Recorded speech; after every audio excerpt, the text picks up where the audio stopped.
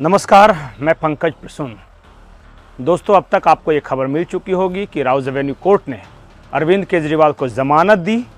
उसके बाद ED Rouse Avenue court के फैसले के खिलाफ हाई कोर्ट गई और हाई कोर्ट ने फिलहाल अपना आदेश सुरक्षित रखा है।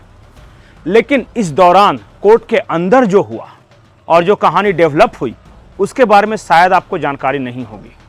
हम आपको बताएंगे कि कोर्ट के अंदर आखिर वो कौन से आर्गुमेंट थे जिसके आधार पर राउज एवेन्यू कोर्ट ने इन्हें जमानत दी और फिर हाई कोर्ट में ईडी की ओर से क्या आर्गुमेंट दिए गए तथ्य, क्योंकि जब तक अंदर की कहानी नहीं जानेंगे तब तक पूरी बात पता नहीं चलेगी आपको कि मामला क्या है।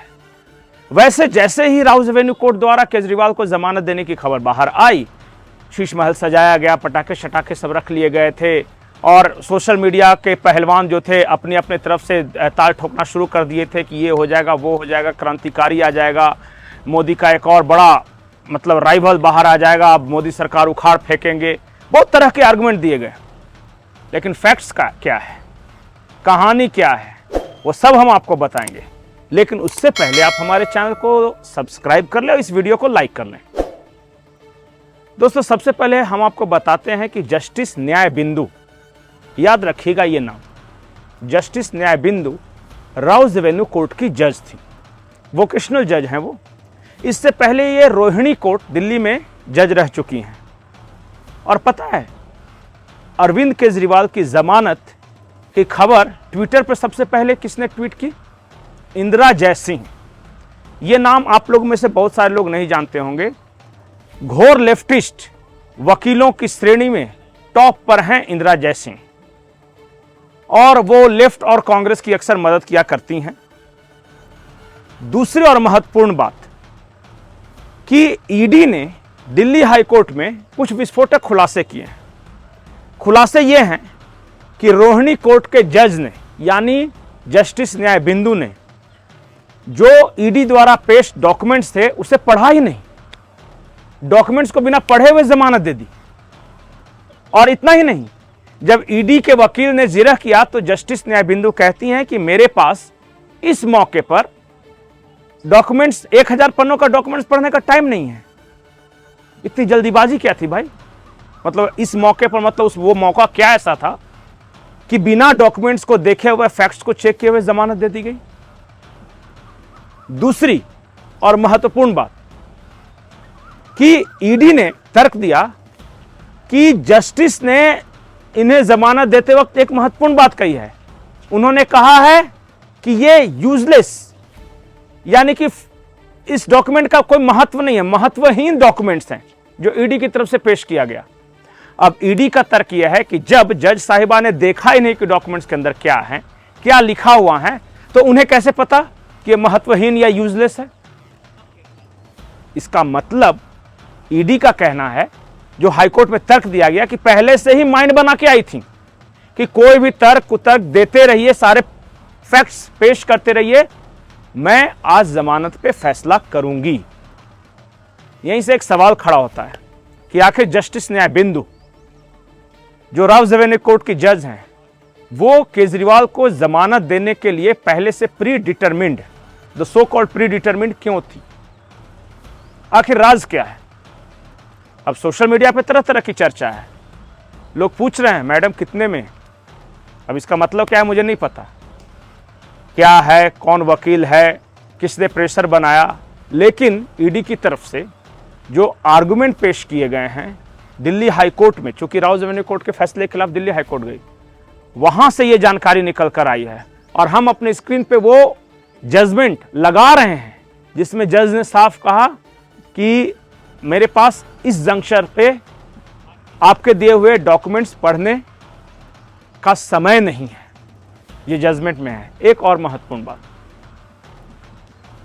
जो जस्टिस न्याय बिंदु हैं, उन्होंने ईडी को वही कहा जो आम आदमी पार्टी के नेता अक्सर प्रेस कॉन्फ्रेंस में कहा करते हैं, मनी कहां है, मनी ट्रेल कहां है, पैसे कहां हैं।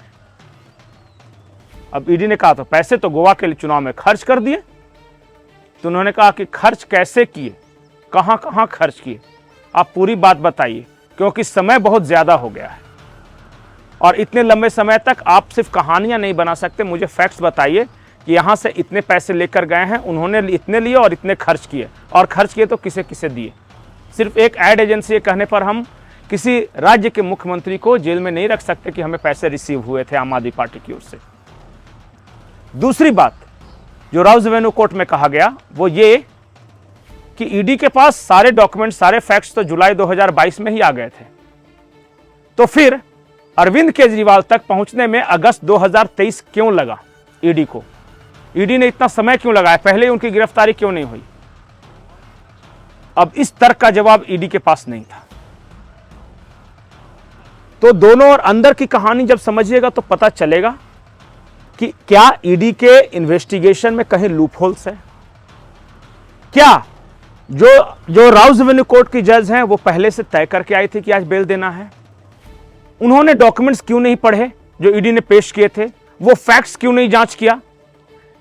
उन्होंने एक और शब्द का इस्तेमाल किया कि investigation is an art and you can artistically manipulate things. तो क्या इन्फोर्समेंट डायरेक्टर आर्टिस्टिकली, जज साहिबा के शब्दों में, कुछ मैनिपुलेट करने की कोशिश कर रही हैं? और क्या जजमेंट देते वक्त इस शब्द का उपयोग जरूरी था? बहुत सारे सवाल हैं। लेफ्ट लॉबी खुश है। जजमेंट के अंदर, जुडिशरी के अंदर दो तरह के धड़े हैं। आजकल काम करे वो खुलकर सामने आ चुका है, वो कोई पंकज प्रसून नहीं बोल रहा। एक है लेफ्ट लिबरल जुडिशरी, जिसमें बहुत सारे लोग शामिल हैं और कई बार उनका टकराव होता है, और दूसरे पक्ष के लोग आरोप लगाते हैं कुछ जज ऐसे हैं जो बिल्कुल राइट विंग और गवर्नमेंट के कहने पर चल रहे हैं। समाधान कहां है? ऐसे तो जुडिशरी में दो फाड़ हो जाएगा जजों के व्यक्तिगत विचारधारा के आधार पर। तो उपाय यह है कि जजों की नियुक्ति पारिवारिक न होकर एक पारदर्शी व्यवस्था के तहत हो। बार बार इस देश में तर्क दिए जा रहे हैं कि यूपीएससी के तर्ज पर एक लॉ का एग्जाम कंडक्ट कराया जाए, उसमें जो भी प्रतिभाशाली छात्र अगर पास करके आए, चाहे आपको जितना टफ उसका प्रोसीजर बनाना है बना दीजिए। यूपीएससी में आईएएस चुन के जा रहे हैं ना, आम घरों से भी उठ उठ के जा रहे हैं ना, वो बन सकते हैं ना, आईएएस सेक्रेटरी रैंक तक पहुंच सकते हैं ना, वो विदेश में राजदूत बन सकते हैं ना। तो फिर जुडिशरी में मेरा बेटा मेरा पोता ही जज बनेगा, ये नियम कब तक और कहां तक सही है? ये कोलेजियम सिस्टम की बात कई बार पार्लियामेंट के अंदर बात उठ चुकी है। आखिर यूनाइटेड पब्लिक लॉ कमीशन का एग्जाम क्यों नहीं कंडक्ट कराया जा सकता? और जो भी लॉ के एग्जाम्स होते हैं उसके जो लोग हैं वो ज्यादा से ज्यादा हाईकोर्ट तक ही जज क्यों बन सकते हैं? सुप्रीम कोर्ट के जज क्यों नहीं बन सकते? सुप्रीम कोर्ट के जज पर इस देश के कुल 53 परिवारों का ही अधिकार क्यों हो कि उन्हीं 53 परिवारों का घुमा फिरा के बनते रहे जज? क्या देश में बाकी के पास प्रतिभा नहीं है?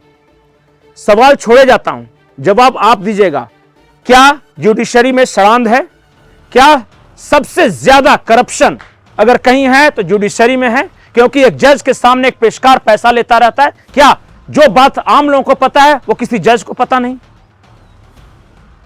क्या जैसे ही एक आम आदमी कोर्ट परिसर में दाखिल होता है तो चील कौवे की तरह उससे ये फीस वो फीस, इस तरह के पैसे उस तरह के पैसे, एफिडेविट बनवा लीजिए, ये कर लीजिए, टूट नहीं पड़ते हैं? यहां सफाई कौन करेगा और कैसे होगी सफाई? आखिर क्या वजह है कि छोटा सा एक चेक बाउंस का केस है, 2-2 साल 3-3 साल तक जज को पता ही नहीं चल पाता कि बैंक ने चेक लौटा दिया है तारीख पर तारीख?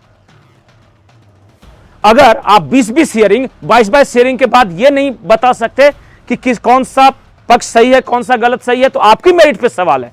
इसका मतलब आप जज बनने लायक नहीं। टाइम बाउंड जजमेंट होना चाहिए या नहीं होना चाहिए? जवाब आप जरूर दीजिएगा और आप बताइए कि जुडिशरी को लेकर आपकी राय क्या है? क्या सचमुच जुडिशरी में सड़ांध आ चुकी है? जवाब कमेंट सेक्शन में जरूर लिखिएगा। नमस्कार।